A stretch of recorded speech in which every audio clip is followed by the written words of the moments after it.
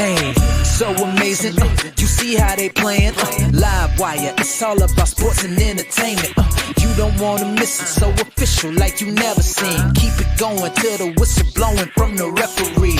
Everything from highlights and stats, you know that we gotta run it back. Whether on the field or the court, you know that this is where it's at. Subscribe, no delaying. This is Livewire, sports and entertainment. Let's go.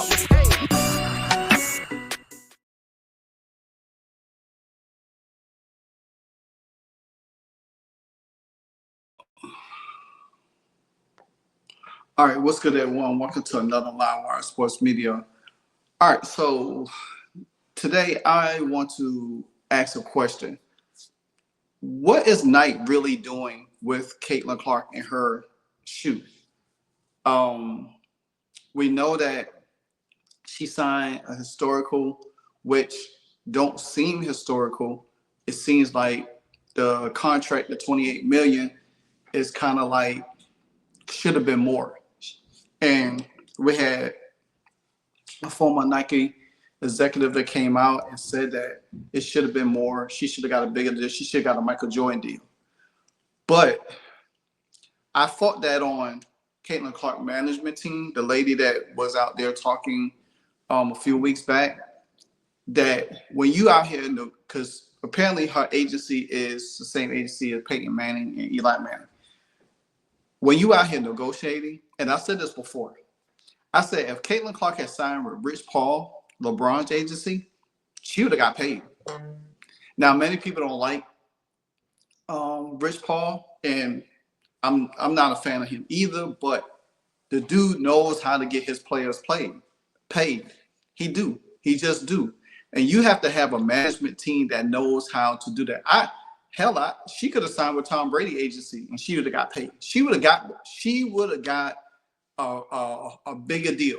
But we all know that Nike is a woke entity, just like Disney, ESPN. So it's certain genders they're gonna push. We already seen it. If Caitlin Clark had did what Paige Bueckers had did, Caitlin Clark would have got signed in college. She would have got a Nike deal before she graduated. That's just real facts.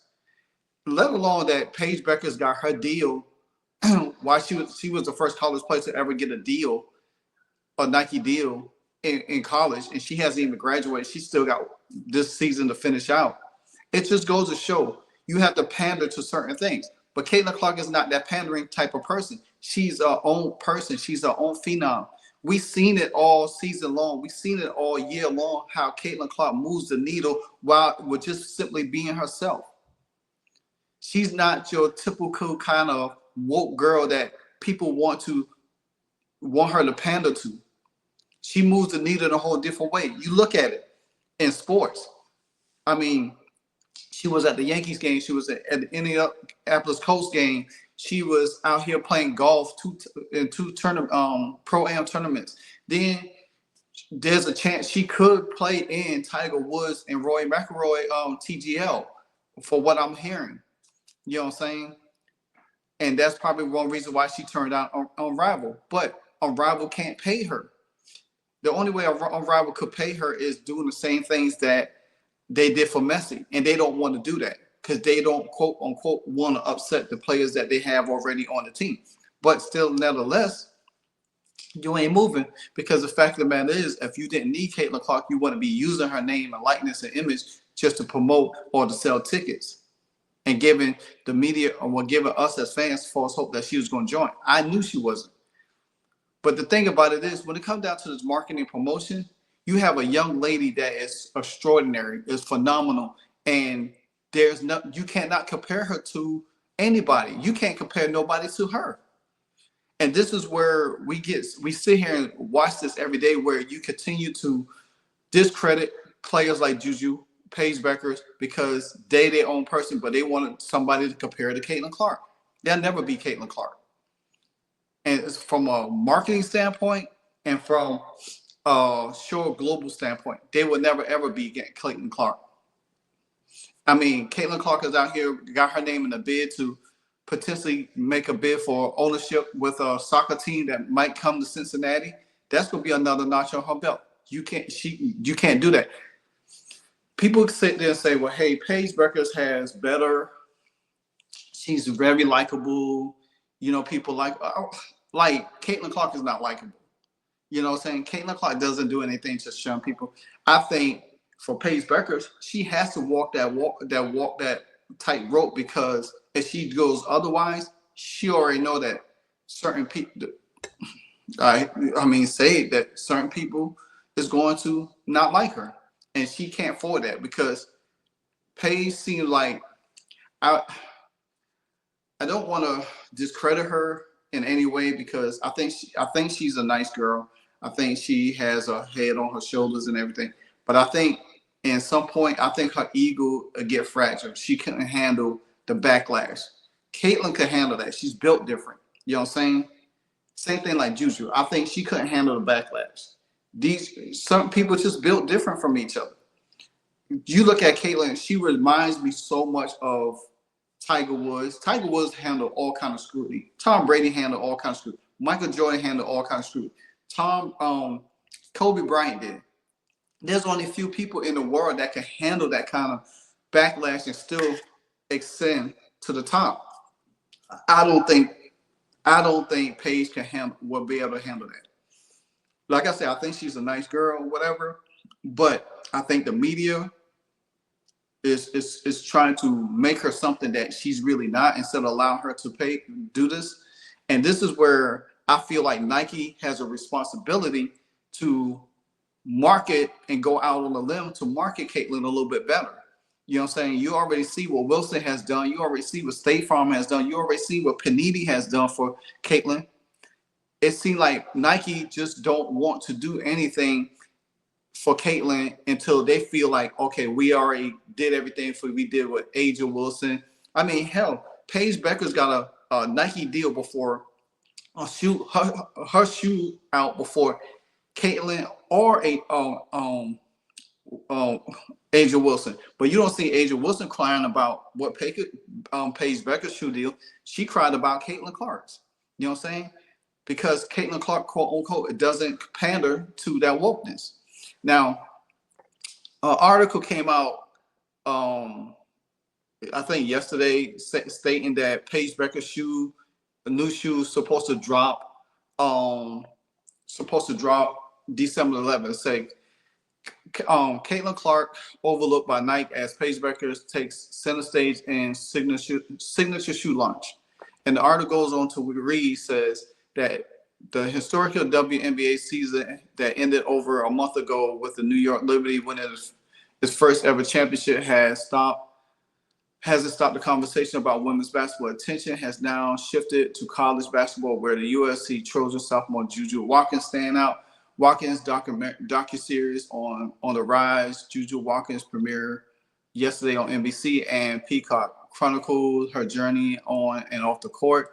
Meanwhile, Paige Bueckers, the projected number one in the upcoming WNBA draft, recently made headlines by defeating Caitlin Clark in a Nike-sponsored competition, further cementing her status as a top player to watch. And with that being said, is that because she's got this. Paige Bueckers and Nike Zoom GT Hustle 3 officially image release date December 7th this year. So it comes out next month, and it's I think it's like $190, something like that, $190. And I don't know what's the deal with Nike. I mean, to me, I feel like Nike has not promoted Caitlin well. They had not, especially when Caitlin won the Rookie of the Year, they didn't promote her completely. They put a banner out. She won the Rookie of the Year. They waited for a long time to do anything. I just feel like at the end of the day, you have this most talented, gifted young lady that had magnificent stardom, and you cannot promote her the right way. You gave Paige Bueckers' t-shirt. You actually did another t-shirt or hoodie for her, or whatever the case might be. It's like you putting stuff out for Paige Bueckers. You doing stuff for Aja Wilson, but you're not doing anything for Caitlin Clark. And I just think it's crazy that Caitlin Clark has to sit here and go through all of this. Me personally, I wish Caitlin Clark had signed with Under Armour. I'm gonna look up real quick Under Armour deal for Caitlin Clark.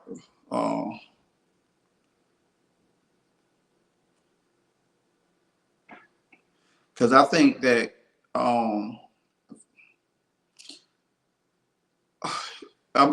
Under Armour was one of the several companies that courted Caitlin Clark before she signed with Nike, but she ultimately chose Nike. And so Under Armour had offered Caitlin $16 million over 4 years, including a signature shoe. Adidas offered her $6 million over 4 years, including a signature shoe. Puma walked away when told the bidding would start at $3 million. Okay, so my thing is this. She could have signed a 4-year deal with Under Armour instead of a $28 million deal, because if you think about that, that's $12 million less than Nike. But Nike deal is 28 over 8 years, including a signature shoe. You think about this. If she had signed with Under Armour for $16 million for 4 years, she could renegotiate in that 4 years, because that's her rookie contract will be up at that time. She would renegotiate. She would have got a signature shoe. She would have been there with Steph Curry. She would have actually been able to got her shoe out probably in this upcoming season right now. You know what I'm saying? So, and I was wondering, because it said Under Armour reportedly made a pitch to Clark with the help of Steph Curry, who was involved with the pitch. Clark's game has been compared to Steph Curry. I wish she had signed with Under Armour, because Under Armour would have went out of their way to promote her all over the place. She probably would have been better off with Under Armour, and she could have waited out that contract and see what would have happened. I think Under Armour would have came up with a bigger contract after 4 years for her. You know what I'm saying? Then she would have, her shoe competition would have outshined Paige, Juju, or Aja Wilson. She would have been all over the place with Under Armour. She would have been an Under Armour current. She would have been all over the place. And they would have definitely did everything. So Clark's initial name, like this image and like this deal with Nike expired at the end of 2024 college season. She is reported set to sign a new 8-year deal with Nike, which would be the richest sponsorship contract for a woman basketball player, which it is historical. No make no mistake about it. But me personally, you know, Adidas wanted her for $6 million over 8 years. I wouldn't even did that shit. That just wouldn't have even been worth it. And then definitely not Puma. But I would have went to, me personally, I would have just signed with Under Armour and see what they did. And then, because with the help of Steph Curry, her shoe would have came out. She probably would have had her shoe out probably by the end of her rookie season, or going into next year. She would have had her signature shoe out. And then you think about it, her shoe from another company up against Nike shoes with Paige and all of them, it would have outsold. It definitely outsold. So I don't know what the deal is with Nike, why they holding on to her like this, why they doing this. But if I was her agency, now I listened to John Liquidator channel, shout out to him, and he said something pretty thing. Maybe her peoples are renegotiating her deal. Maybe they're looking at her deal differently. Maybe she's trying to get a shorter deal instead of that 8-year deal. Maybe she's probably going to take less off the contract. If I was Caitlin, me personally, I won't sign that deal, because you think about it. Caitlin has an 8-year deal with Nike. And if Nike continues do not promote her or give her shoe deal that she wants, or put her shoes out the way it's supposed to, while they signing all of these other players like Juju, Paige, and Sabrina, all of these players, Brianna and Aja Wilson, Nike got all of them. Caitlyn needs to be in a brand by herself. She doesn't need to be in that Nike group segment cesspool with all of them, because it seems like Nike is helping all of them, but it's not really doing anything for Caitlyn. Now, the only thing I can say, we can be patient, wait, see what happens from this point. Now, she has been weighing the PEs, you know, Kobe's, you know what I'm saying, the Bruce Lee ones and all of that, promoting all of them, but they is not her signature shoes. You know what I'm saying? So, me personally, if they renegotiate her deal, I think she should make a deal shorter. I think she should sign a 4-year deal, because she's 22 now. I think she just had a birthday. She just turned 23. So that 4-year deal gets to be the end of her rookie deal. If she signs that, if she do a contract at the end of her rookie deal, when she signs her new rookie her contract for the league, she could sign with somebody else. She could say, hey, she could go back to the table. She could look at Under Armour and say, hey, I want to sign with y'all. You know, because they pretty much gonna give her the most money, and then this is what I'm looking for. You know, and she could sign another 4-year deal. She don't have to sign a long-term contract with none of these shoe companies.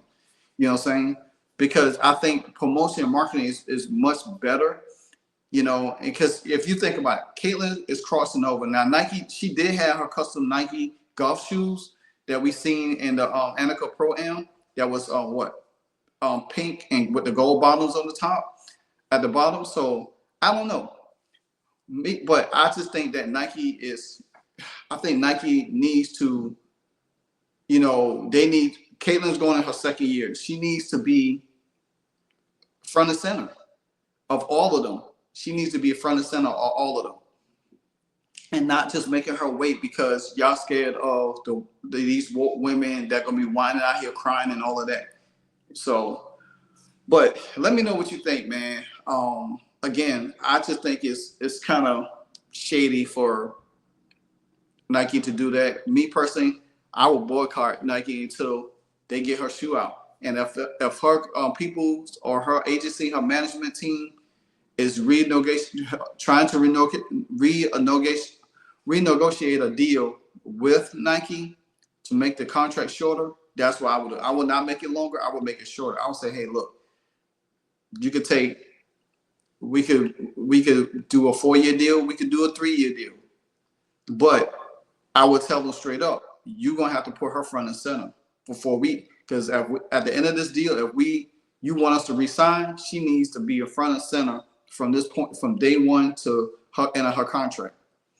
You know, I understand you got other people, but she's not like them. She's different. She's a phenomenon. You already see what she has done in every sport.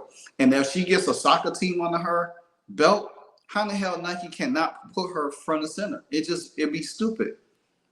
It'd be dumb. It'd just be so asinine that you cannot put the best player, one of the most talented, the best player, the best college player ever to play the game. So, again, let me know what you think. Continue to like, comment, subscribe. Until then, Livewire Sports, Media, and out. Hey, so amazing. You see how they playing? Livewire, it's all about sports and entertainment. You don't want to miss it, so official like you never seen. Keep it going till the whistle blowing from the referee. Everything from highlights and stats. You know that we gotta run it back, whether on the field or the court. You know that this is where it's at. Subscribe, no delaying. This is Livewire, sports and entertainment. Let's go.